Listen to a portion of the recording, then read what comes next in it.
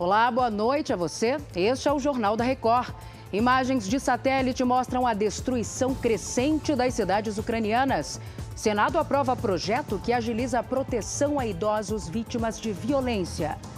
O Jornal da Record já está no ar.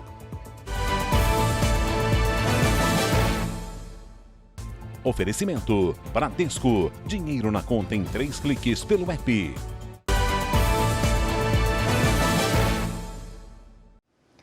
Novas imagens de satélites revelam a extensão dos danos causados por bombardeios russos no território ucraniano. As fotografias mostram o antes e o depois nas áreas atingidas pelos ataques aéreos. Os prejuízos à infraestrutura da Ucrânia já ultrapassam o equivalente a 500 bilhões de reais.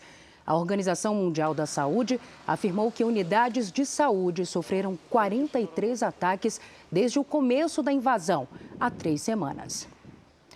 Os Estados Unidos confirmaram uma nova ajuda militar de cerca de 4 bilhões de reais à Ucrânia. Quem traz as informações para a gente é a repórter Carolina Novaes.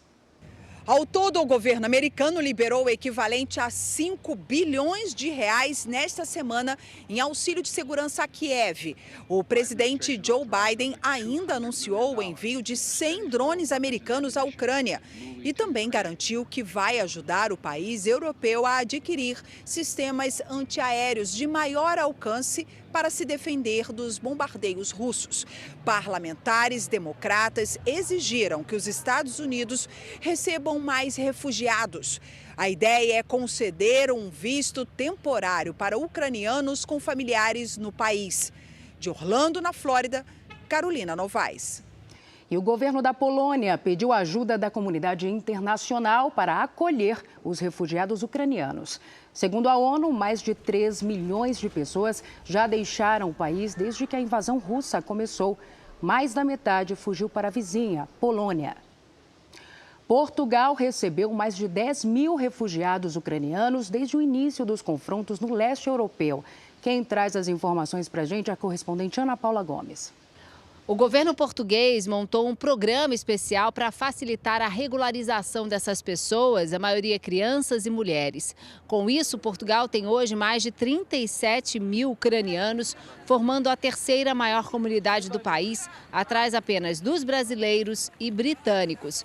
Para a gente ter a dimensão do que representa o número de chegadas de refugiados a Portugal nessas últimas 3 semanas, é quase o mesmo que o registrado nos últimos 7 anos. Mas a maioria fala em uma estadia passageira e sonha em voltar para casa com o fim do conflito. De Lisboa, Ana Paula Gomes. Aqui no Brasil, o Senado aprovou agora à noite medidas protetivas para idosos vítimas de violência. É a exemplo do que acontece na Lei Maria da Penha. O Matheus Escavazini tem os detalhes ao vivo para a gente. Oi, Matheus, boa noite. Boa noite, Salsi. O texto aprovado pelos senadores dá mais agilidade na proteção de idosos que já sofreram ou estão na iminência de sofrer violência. O projeto acrescenta um capítulo no Estatuto do Idoso para garantir prioridade no atendimento pela polícia. A delegacia vai ter que informar a Justiça imediatamente e o juiz terá até 48 horas para decidir sobre a adoção de medidas protetivas, como afastamento do agressor do lar ou suspensão do porte de armas. O projeto segue para a Câmara. Salsi. Obrigada, Matheus. E agora o futebol, o Fluminense foi eliminado na Libertadores. O tricolor perdeu para o Olimpiado Paraguai no tempo normal e nos pênaltis. Já no Campeonato Carioca, Flamengo e Vasco fizeram o primeiro jogo pela semifinal no Maracanã. Depois do escanteio, a bola pegou na mão do zagueiro Anderson Conceição. Pênalti para o Flamengo com a ajuda do VAR. Gabigol deslocou Thiago Rodrigues e fez o único gol do jogo. No domingo, às 4 da tarde, o Vasco precisa vencer por 2 gols para eliminar o rival e se classificar para a decisão. A Record TV exibe com exclusividade.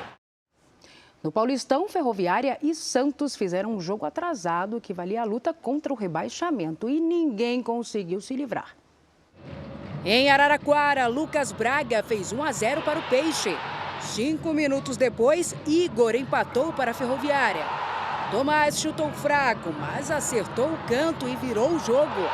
Nos acréscimos do primeiro tempo, Marcos Leonardo deixou tudo igual de novo. Aos 44 da etapa final, pênalti para a Ferroviária. Bruno Mezenga fez o terceiro e parecia garantir a vitória. Mas 2 minutos depois, o Santos empatou novamente com Léo Batistão. 3-3, placar final. Os dois times precisam de um empate na última rodada para não correrem risco de rebaixamento.